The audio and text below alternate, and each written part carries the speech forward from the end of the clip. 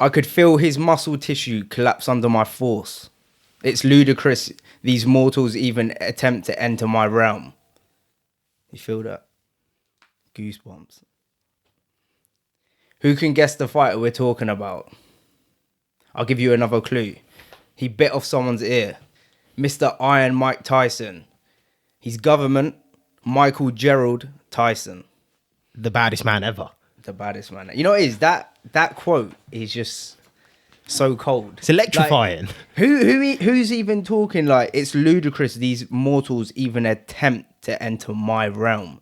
That's if I'm hearing that before a fight, I'm like, this guy's off his fucking head. It's the mindset of someone, and I can't wait to get into his journey because it's the mindset of someone who, once you understand his story, you'd understand why someone thinks like that. You'd understand why someone's mind could go to them depths. He almost walks this earth like he's a god. Yeah. And they're the scariest people to. How can you beat someone who thinks they're a god? Who thinks they're favoured by? Well, the masses. Yeah. But people, welcome listeners to the Curious Fijian. I'm Diaz, the Fijian, and I'm Rain. And we're doing a personal journey of Mike Tyson, Iron Mike, Kid Dynamite, and later known as the baddest man on the planet.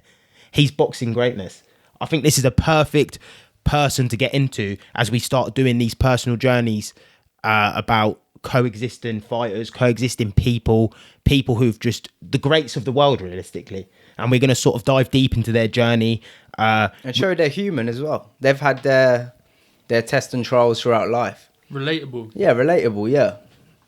And sort of people, and give people a bit more understanding, like you said, the trials and tribulations of what they've went through. Like, everyone knows Mike Tyson, but do you actually know Mike Tyson? Yeah. 'Cause even, like, a lot of the stuff when I was going through it, I was like, I thought I knew Mike. I watched a lot of his pods, but breaking down his life, I'm like, fucking hell, man. This guy's gone through a lot of shit. Yeah, like, he's gone through Helm's Deep. Helm's Deep, yeah. That's why he's such a... But I guess a part of it is as well, people in our generation, we didn't really live through his... No. He was before our time, sort of. Yeah. Like, because when you hear Joe Rogan talk about him, he's like, when he sat across the table from him, he said in his new studio, he actually got, so he had a small table, and he actually got a bigger table put in after the Mike Tyson episode when he was going to fight Roy Jones Jr. Because he said he just felt too close to like a lion. He looked at him as like, this man is a fucking lion. He could tear all of our heads off right now. Like, and he got a bigger table. Joe going to be smoking too much weed. But we're sort of just going to go through his life, take out any of the key points that maybe could reflect people at home, show you the side of Mike Tyson that we never knew existed, and just create a good atmosphere. So, early life and beginnings. Bored in the shadows of Brooklyn, Tyson's journey begun amongst the turbulent streets, from the faded glory of his neighborhood to the aggressiveness of Brownsville. Tyson faced adversity from a young age, a troubled upbringing. He was also bullied. He talks about at one time it looked nice, and then they started moving around, and he said the more they moved, the darker it got, the less white people he saw. Mike moved to a different neighborhood, then ending up in a neighborhood called Brownsville, where he says it was really aggressive and black. So we're just setting the scene here. He said, often not feeling safe at home. His mother was very promiscuous. That's Andrew Andrew Tate word. That's a word. Yeah. Promiscuous female. That's what he Listen, said. I ain't there yet. Promiscuous. His father was a pimp who left him.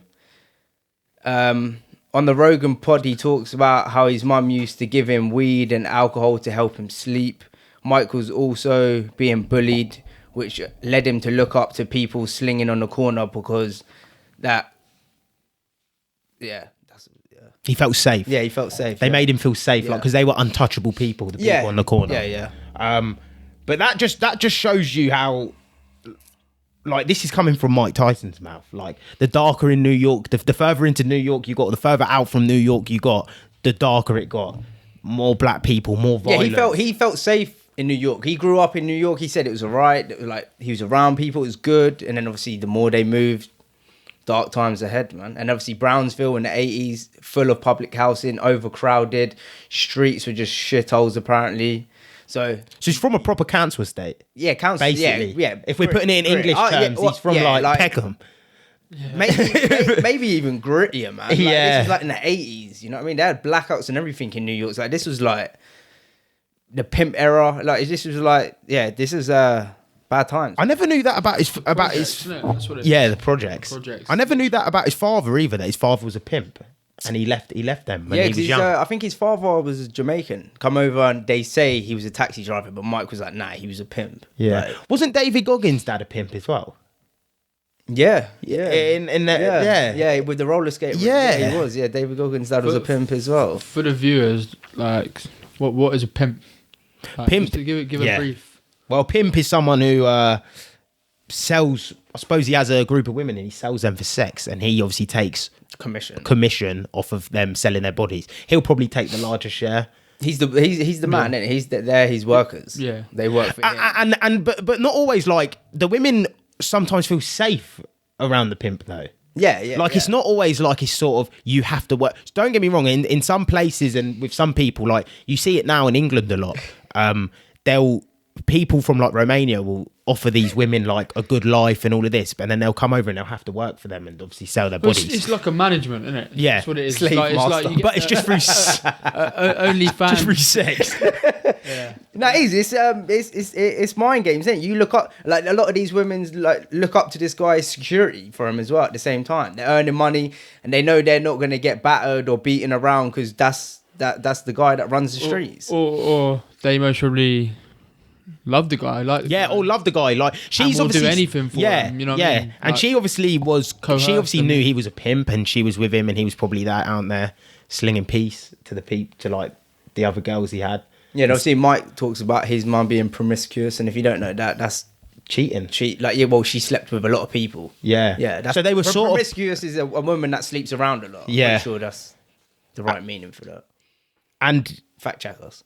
yeah, and obviously her giving him weed and alcohol at like what? How are we talking? Like he's probably 15 at this age. No, 14? I think Younger like than from that. It's like 12, 11, 7. 12. He talks about 7 to 11. Like he remembers taking hard drugs at 13, and that's Yeah. what he's talking about. Like He hard says just to drugs. help him. It was to help him sleep at night. So this is what I mean. We're setting the scene. Like this is dark. This is dark. Like, Yeah. This guy's 7. Yeah. Like, see a 7-year-old playing on the corner of the streets. Like his mum's giving him weed, alcohol, just to try to settle him at night. Like this ain't cowpole. Because No. this goes back to her being promiscuous as well. Like, Yeah. as in she don't want the kid being loud and noisy. She's having people around, maybe partying. And we're talking like people will say like they wouldn't let their kids walk to school on their own at 7. No. Let alone they're giving him. Yeah, this is where you're entering a different realm. Man. Yeah. Like he says with the quote to start with, this guy is from a different breed. Yeah, and obviously then because we're on the age thing, by 13 he was arrested 38 times. So like we're just skimming the surface of what this kid went through before he even turned 15, 16. Yeah, skimming. Before he even left school. Yeah, like there was so much information as young. Like we can't fit it all in, but we're literally just skimming that surface. But it was crazy. And let's talk about. Let me Obviously- tell the story, Hold on. like how Mike. This goes back to his early part in his career. So Mike talks about the first time he ever had a fight, and they were in the playground. They're fucking around, and Mike. If you know Mike's a big pigeon guy, and this older guy, come and took Mike's pigeon, and Mike was like, "Give back my pigeon," and this guy was like, "You ain't getting your pigeon back, fatty." He snapped the pigeon's neck, chucked it at Mike. Then this other bully that used to bully Mike said to Mike, "That's a step too far. Like you can't take that." So what happens is Mike starts fighting him. And then it's like Mike finds this confidence within himself where he's like, I believe now I can fight. Whereas before he just thought I couldn't fight. I just get bullied. Like I'm this fatty and I'm just going to take it. So then after that, people actually started paying Mike to fight because he fucked this guy up. Yeah, and yeah. after that, it went just on a tear, and he was just fighting people in the school playground for money. So again, like in that story, the main thing Mike learned about himself was believing and confidence. But there's a lot of people who talk about the bullying thing like that. Didn't the Liver King talk about that? Like he was getting bullied quite a lot, and then Liver King got bullied He stood and then- up once, and then he was sort of like it sort of changed everything. Well, yeah, he started doing some weights. He started looking bigger. He felt more confident. Not people taking him more serious because you're taking yourself seriously. So it gives you that confidence to say you can't fuck with me no more. You build that confidence. The confidence comes within. Yeah, you know what I mean. yeah. You can be all you want, but if you're not confident, then where you gonna go? You're gonna get taken for a dickhead. Yeah, especially that sort of bullying. Because I think people think nowadays bullying's just anything, like kids calling each other names at school. I feel like that's always happened. Yeah, Mike actually talks. We're talking about Mike man, he was took his here, pigeon and fat. snapped it. Yeah, like he was fat. He said he walked around. He was like nerdy. He didn't want the confrontation. He would just take shit. So. And that was the first time he sort of stood up in his life. And that's a big catalyst, that story, because when you think about it, if he never would have fought back then, we might not know Mike Tyson. yeah, I don't think you would. No, but again, that's He might still be he might be dead, involved with that stuff, but he found a niche where he knew he could fight. Yeah. And that was the catalyst for it to start off with. And he probably needed it because coming from the background that he's come from and the home he's come from, like he's getting bullied. His mum's doing all the shit. Like they come from a beat down neighborhood. Like it's rough, man. You can't be a victim in them. You can't be a victim. You have to, like, the only way. Listen, he's at rock bottom. Yeah. He's at rock bottom. That's just the facts. Yeah, it was mental. And obviously, he then started, as he got older, he started to discover mentorship from other people. Enter Bobby Stewart, a beacon of hope in a juvenile detention centre who discovered Tyson's innate boxing talent, introduced to Cus D'Amato. Obviously, people would have heard of Cus D'Amato, a legendary boxing trainer, father figure to Tyson. Sort of, that's when he started to change his perspective on life. Sort of, we will get into it. Cus D'Amato, Tyson found not just a trainer, but a father figure. Under D'Amato's guidance, Tyson embraced the peekaboo boxing style, pulling his arms tight against his torso, a style that would become synonymous with his name.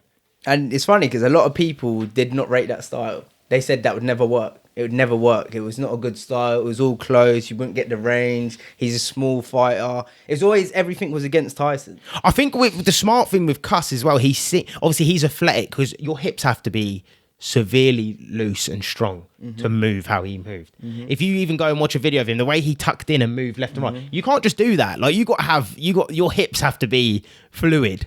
Hip flexors on point. And it's like he just took the best parts of Tyson and turned him into a fucking machine.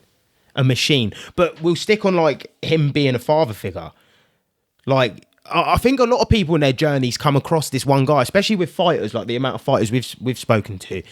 You often hear, especially people not even always people coming from troubled backgrounds, just people, you spend a lot of your time with this person, especially if you're not getting that sort of, he doesn't look like he was getting that sort of love at home. Like his mum was promiscuous, his dad left and he was a pimp. He had no real love. He was looking up to the. Well, you're looking at the street thugs. And even if his mum was there and giving him love, there's difference between your female and your male role models. Exactly. Yeah, well, we'll get into that. But Tyson's journey into the boxing world saw triumphs as an amateur, with gold medals at the Olympic Games and national golden gloves. So that at the Olympic Games, he was a junior. It was junior Olympic Games.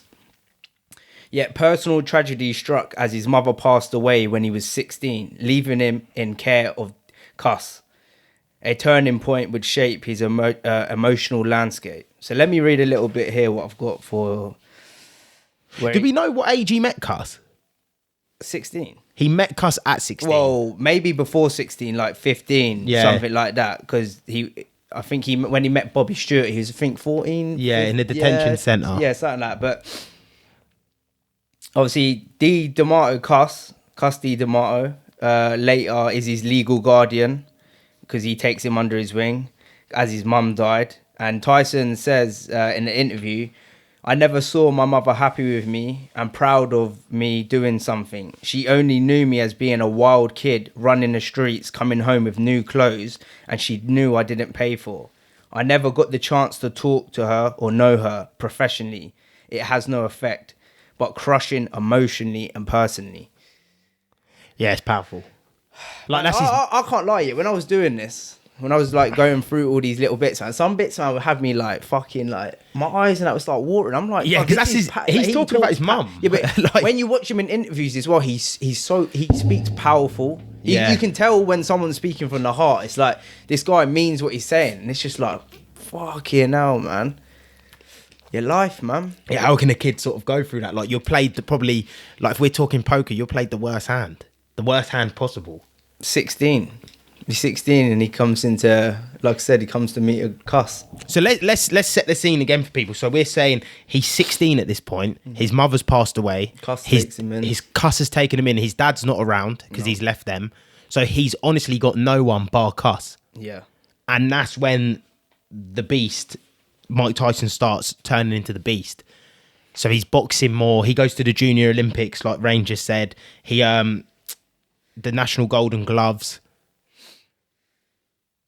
Obviously, he turned professional at 18. He made an explosive debut, winning 26 of his first 28 fights by knockout or technical knockout. That's just mental, isn't it? Like, that's showing you the physical specimen of what he could be. Like, think about how many kids are out there at the minute that probably, some of them are probably either really smart or physical specimens or whatever, but they don't have the right mentorship. They don't have the right pieces around them to push them in the right direction. Yeah, I feel like in life, like you said, throughout life, if you ever look at these people, there's always a key motivator, or there's someone there who's the motivator. Yeah, it's always someone impactful in their life, or someone's done something to them to make them be more hungry beast. But it's always that one person. Yeah, which is pretty crazy. Yeah, that's why I feel like with some people you can't. Like, it's very important who you have around you.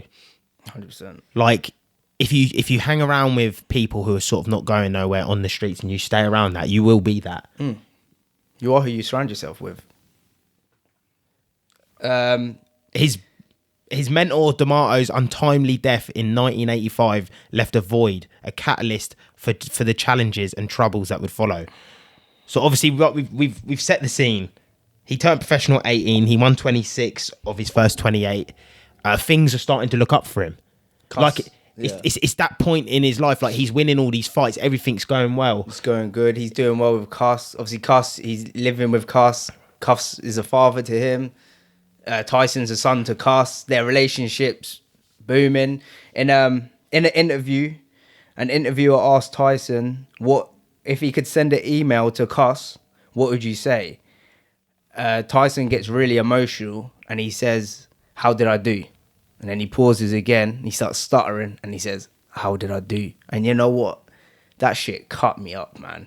I was like, fucking hell. For the people as well, this is recently that interview happened, wasn't it?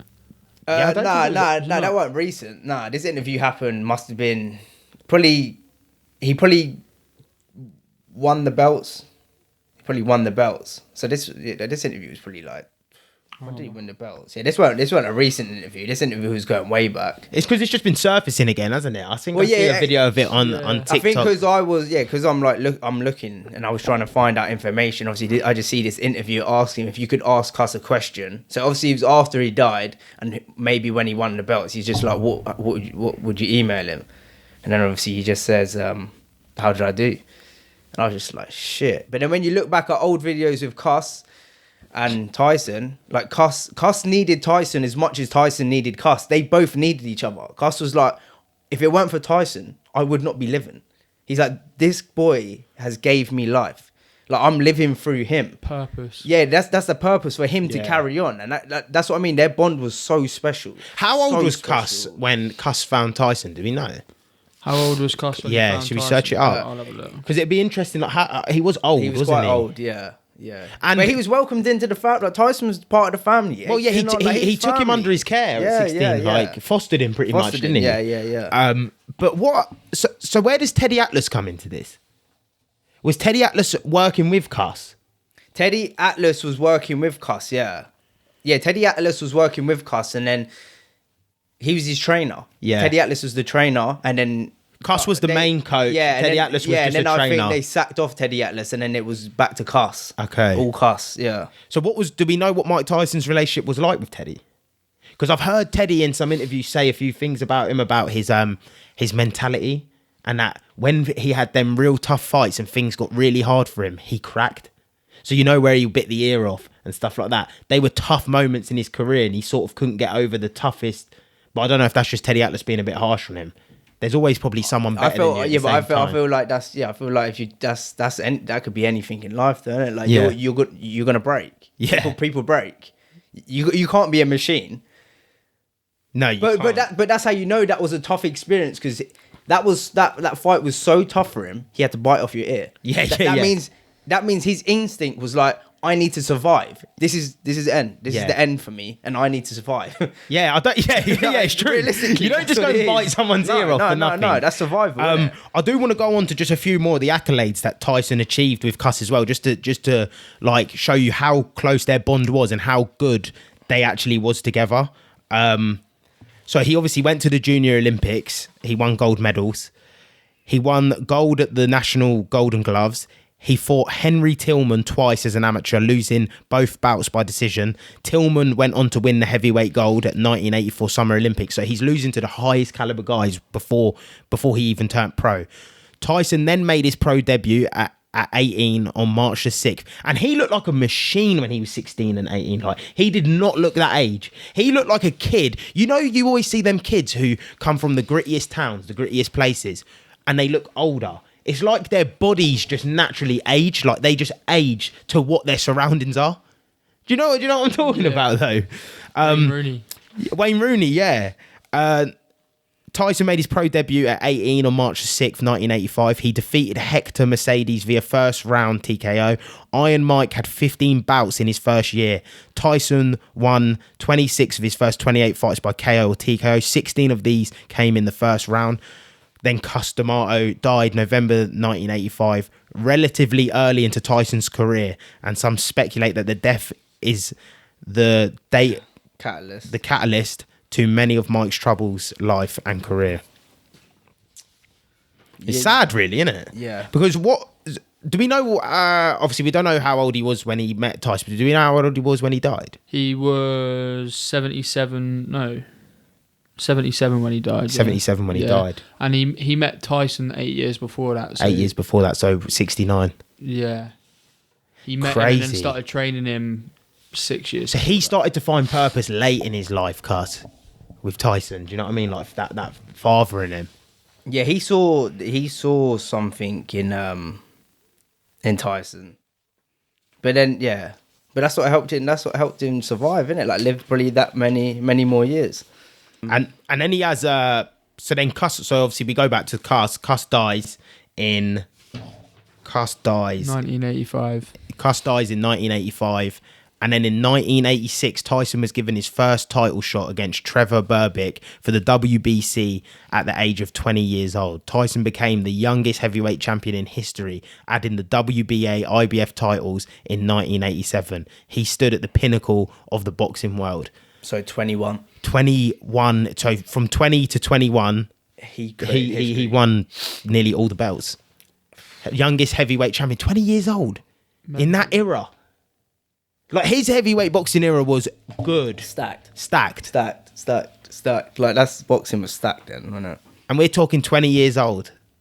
And he's sort of at the top of the world. Cus Cus never actually got to see him win the belts. That's why. That's another thing I didn't know. Again, that's why, like, in that interview, that's why the guy says, when he talks about what would you email Cus, and then he just says, "How did I do?" Like I said, man, like, he's got to the pinnacle, and the guy that wanted him to get to the pinnacle is not here with you, and it's like, yeah, man, it's look, Khabib, his dad took him to the high, and then passed away. It's the same, man. You'd like to see Cus see him get one.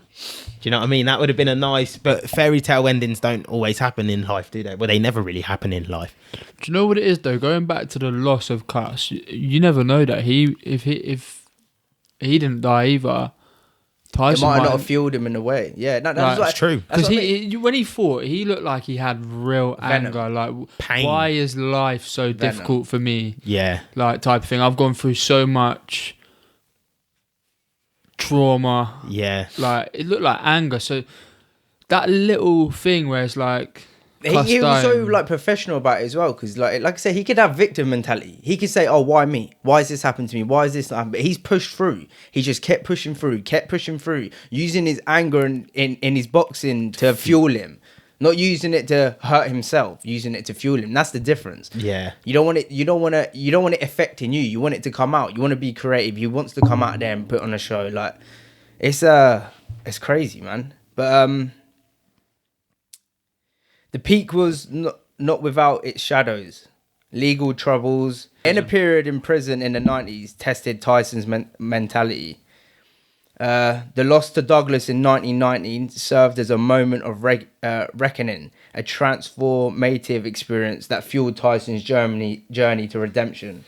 And obviously, people who don't know that story as well, the Buster Douglas, like that's a iconic. But then you even look at it from Buster. This is why this is so perfect, because all these sort of timelines and journeys interlink. Yeah, so we're talking about Mike Tyson's timeline and journey. Yeah. And we're saying about his hard upbringing, what fueled him. And then he comes across someone like Buster Douglas. Buster Douglas, everyone thinks Tyson's going to go out there, smash him, knock another one out, take another scalp, add another name to the resume. And Buster Douglas, a few days before that fight, lost his mum. Yeah. And promised his mum and said, I'm going to win the heavyweight. I'm going to be the heavyweight champion of the world.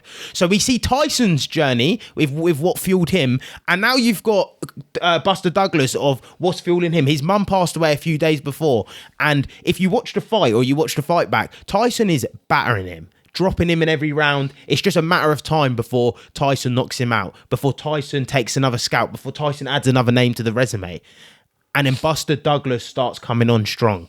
He starts overturning the odds. He starts putting pressure on Tyson, dropping Tyson, putting Tyson down, and then wins the fight. It's the belief. Yeah, he believed. Because he come up against another guy who used a loss as fuel. Fuel, yeah. That urge to, I'm not going to lose. And this just shows Mike, here. Like Mike said on losing to Douglas. He goes, Mike said, losing to Douglas was the greatest moment of his career. I needed that fight to make me a better person and a fighter. I have a broader perspective of myself and boxing. That just shows Mike, like, he lost. I lost. Yeah. Fair and square. But he needed that loss to make him think even deeper on what's his journey, what's his purpose, how can I become a better human being. That's why I love Mike, man. I think he's a grower, man. Yeah. That's a grower. That's a grower's mentality. He is not a victim. He lost. He could be like, oh, why me? He looks at every situation in his life as a stepping stone for the next.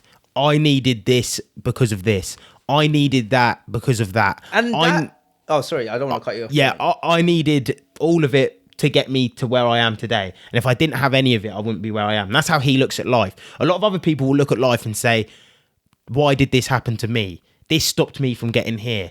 If this didn't happen, I'd be here. If that didn't happen, I'd be there.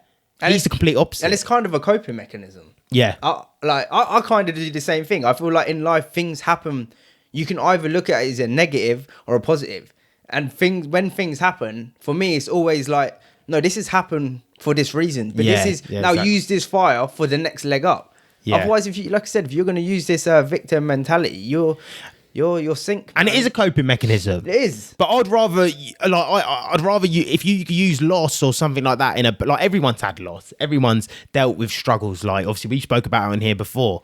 But if you deal with it, I'd rather use a coping mechanism and deal with it in that way than sort of crumble your own life. Well, don't corrupt yourself. Because you got to remember, you speak to yourself the most every day.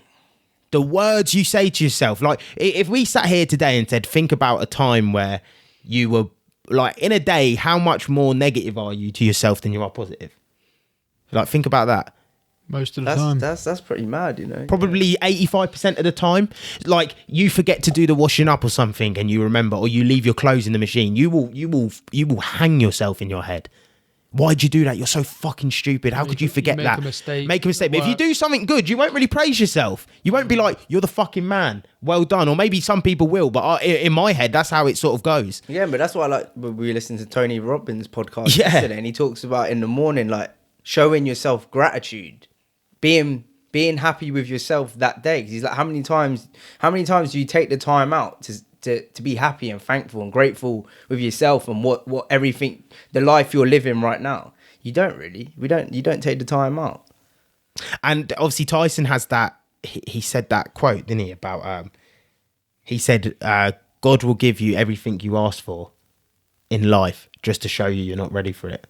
And that's how he views his own personal career. At 20, the highest heights, heavyweight champion, on top of the world. Do you know what I mean? Getting all the women, all the fame, all the money. He had the tiger and everything like that. Mansions, cars. Everyone wants him for an interview. And he said, God will give you everything you want in life to show you are not ready for it. He was, you know what? He's an iconic guy, man, when you dig deep like, into it. Very, innit? like, stoic. He's not perfect. Nah. He's not perfect. But you know what?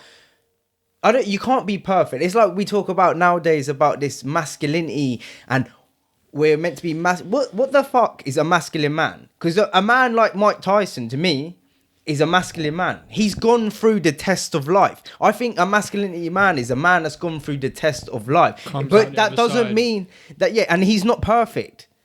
You can't be perfect. Otherwise, how can I trust a masculine man that's perfect? You haven't been through the test. Life is a test. And if you're perfect, you can't learn the lessons. That's it. Like he talks about the loss to Buster Douglas. He goes out there and blows another one out. That part of his life just gets pushed in a fight on, or 2 fights on, or 3 fights on. You can't be perfect in life. It doesn't exist. And again, Mike, listen, he goes to jail. And we're not going to talk about it. He goes to jail. He gets done with charges. He does 3 years. But he comes out. And guess what? He wins all the titles back again. This is the redemption arc. That's a real man. Like, you get knocked down and you just get back up. And to be fair, after he come out of jail, the pinnacle he looked again. Fucking scary. Did he? Yeah, he was a different breed of fighter, man. Yeah, he turned yeah. to Islam.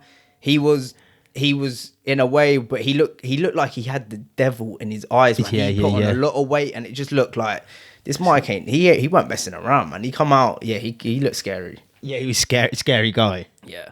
And obviously, as we reflect on the redemption arc of Mike Tyson, or sort of the life of Mike Tyson, as we reflect on Tyson's journey, we see a complex narrative. A man who rose from the streets to the summit of boxing's glory, faced the depths of personal and professional challenges, and emerged with a story of resilience and redemption. Tyson's legacy is not just in the titles he won, but in the lessons learned and the indomitable spirit that defines his existence.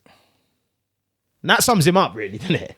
That sums him up. You know, it's a pleasure to actually do it, you know, because like I said, like I like this sort of stuff because I like digging into people's journeys and I like seeing the test of life because I can resemble it to my own life. Like, we can all take lessons like this, and you realize these people are not superhuman. They're human people. They've gone through all the tests and trials. So if you're struggling with things that you can relate to Mike Tyson, listen, if you're getting bullied, Mike Tyson got bullied. It's how you use the fuel for the fire.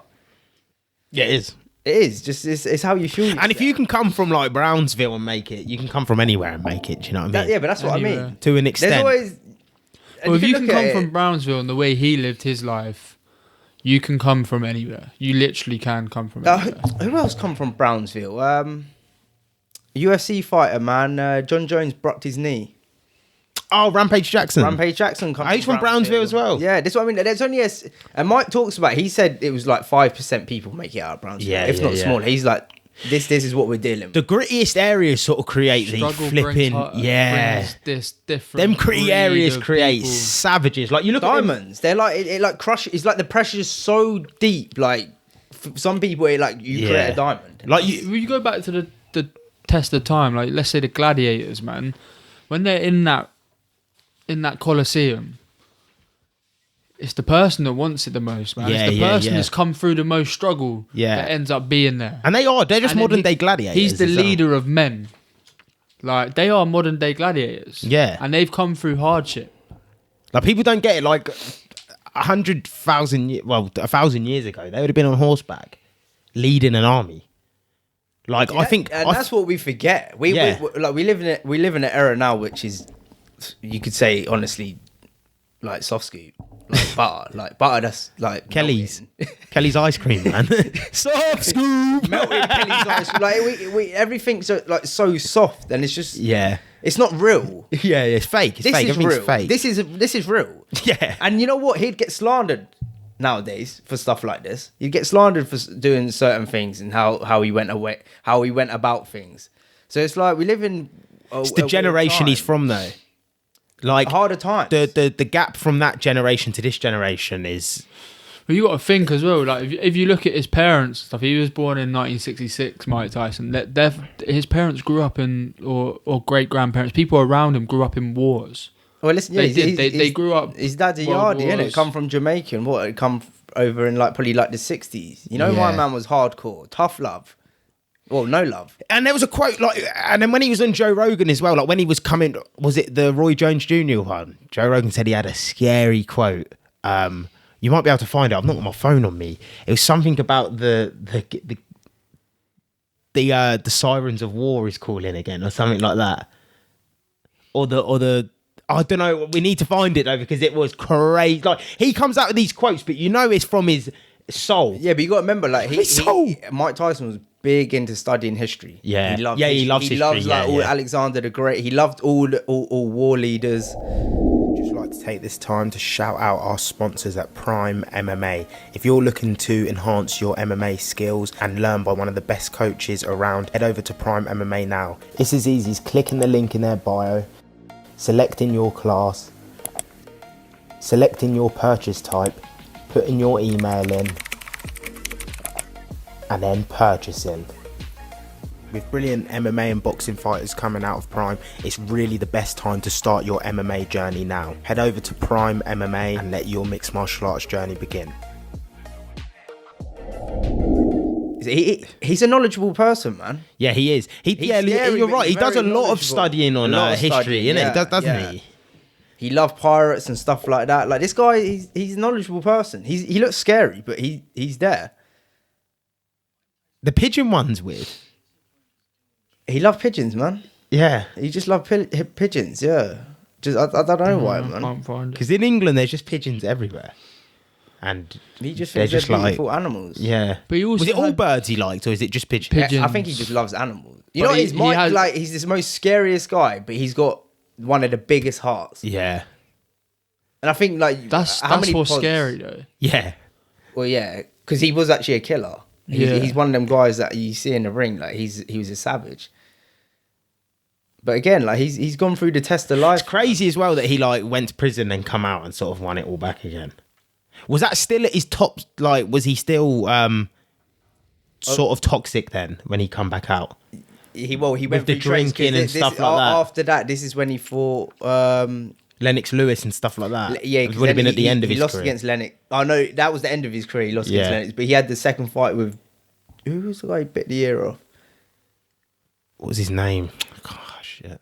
That's bad. It's That's not bad. George Foreman. I keep No. thinking George. It It's was, not though. I've got it in my- Evander Holyfield. Yeah, Amanda that's it. Holyfield, because that was the second fight, wasn't He it? back-to-back losses Yeah. against Evander Holyfield. And this was after he'd come out of prison, all these Evander Holyfield fights. And then he bites his ear off. Yeah, like you said, if you're biting someone's ear off, you think it's war. Well, if Like you're- life or death. Yeah, if you ain't biting someone's ear off if it's not life or death. I think DC and Rogan were talking about that the other day. I'm sure it was DC and Rogan, and they were like, to sit there and bite someone, bite their ear off or bite them, you have to be in a state of, he's going to kill me or I'm going to kill him. You're not biting someone otherwise. I don't know, man. Do you think? I think his mentality is just different. But this is what they also say about when obviously Cuss died. That was a lot of people think that was the doomsday for him. Like, yeah, he won.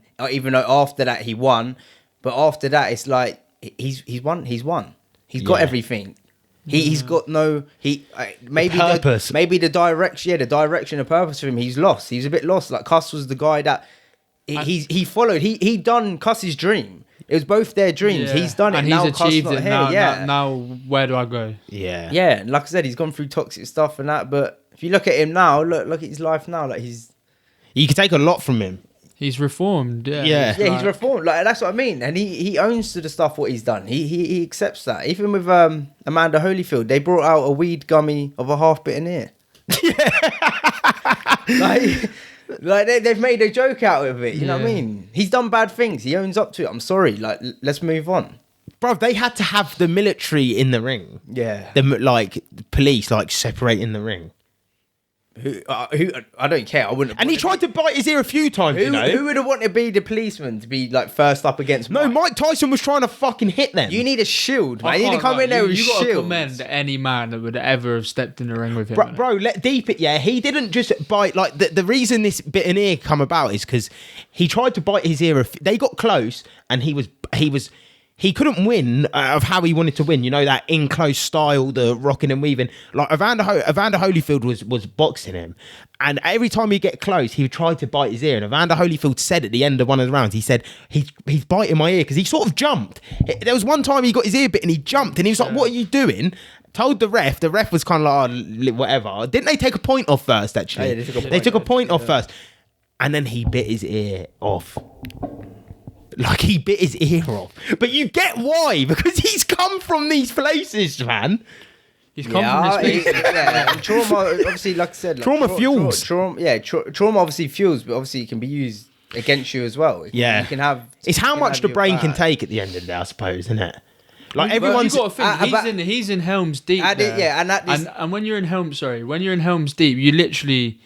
You think of all of the bad things and the good things that happened in your life, and he's most probably thinking all of the bad things. Yeah, and I need to get out of this situation. Yeah, he was in a toxic period. You know what I mean? He was doing a lot of drugs. He was partying. He was in toxic relationships. Like he went through a period of maybe not coping with things properly. But then again, it's hard to cope with things. It's like he probably had a lot of trauma that's come back up. Like, his mentor's gone. Who have you got? Like I said, it's about the right people you have around you. Who has he got around him at that time? And he also had a lot of people abusing him. Like, well, he had King Don. Don King. Yeah. King so Don. let's touch on Don King, because that is an important part of the story. And I didn't fit that. Yeah, that is an important part of the story, because he got abused and used by Don King. Yeah. And like you said, that is a perfect point you just brought up. He did actually, like, when you're that level of fame, everyone wants to be around you. Like, we think about it. Yeah, remember when Linus come on and he fought Denzel Bentley for the British, and he said, before the fight, everyone wants to do interviews. Everyone's in his changing room. He's trying to get ready for the fight. After he loses the fight, no one in his changing room. No one wants to do interviews. No one wants to be around you. So a Mike Tyson, who's the youngest champion in the world, marketable, everyone's making money off interviews, everyone's making money off journalism. Hundreds of millions of pounds. Hundreds and hundreds. And he's still young. He don't understand that side of the game. Nah. And then Don King comes in and takes full advantage of him, because he sees profit, because he sees money. And Tyson's obviously going to get sucked into something like that, because he's always probably looking for a father figure. He's always probably looking subconsciously for someone to follow. And after Cuss, he sort of followed the wrong people. Yeah, got sold a dream. But what did Don actually do? Does anyone know? Do we know? I know he done him over with money. I think they were just abusing the money side of things and saying. I don't think they. I know other people. I don't know if it was Don, but there was other people getting him to invest in certain projects that were for the future that never happened and stuff like that. And I know he lost a lot. He ended up going bankrupt at one point as well, didn't he? Yeah. You know what it is? Like I said, we only skim the surface. Yeah. More of his journey, but man, go search it out yourself. There's so much to. If people enjoy it, we'll do a part 2. Yeah, because there's a lot more. He lost a kid. He turned to DMT and mushrooms and all this stuff. Like, there's a lot more to the story. He come back and fought what's that guy, man? Roy Jones Jr. Like, there's a lot more to the story. So if people do enjoy it and they want more info about him, like, let's re it up, man. Yeah. The two-peat. Yeah. Back to back. Is there anything on the sheet, any of the reflection side of things that we didn't really touch that you think might be important to go through? Or no, I think we covered most things on it, to be fair.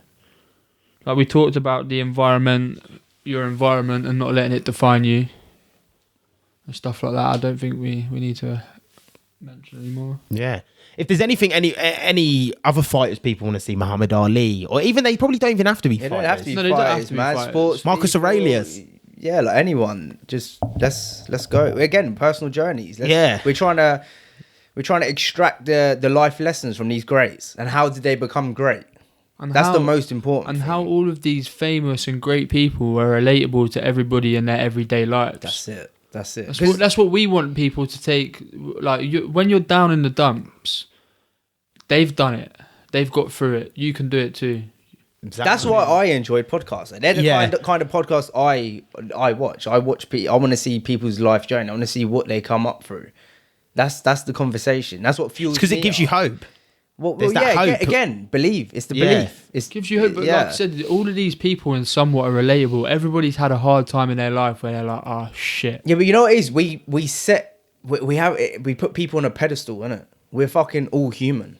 We are all human. And again, if anything, Mike Tyson started here. So most of us are starting up here. Yeah, you know what most I mean? of us are starting higher up the league table. Man. Yeah. Mike Tyson started most in of us the. haven't got as low as that either. No, and never will get as low as that. Well, hopefully not. No, well, hopefully You can not. never Yeah, say you never. can never say. But this is why you have to hold yourself accountable. You have to do the right thing, and you got to start your journey. And your journey starts today. And don't beat yourself up about it. Just extract the lessons and try to be a better you tomorrow. So Yeah, you only lose when you quit.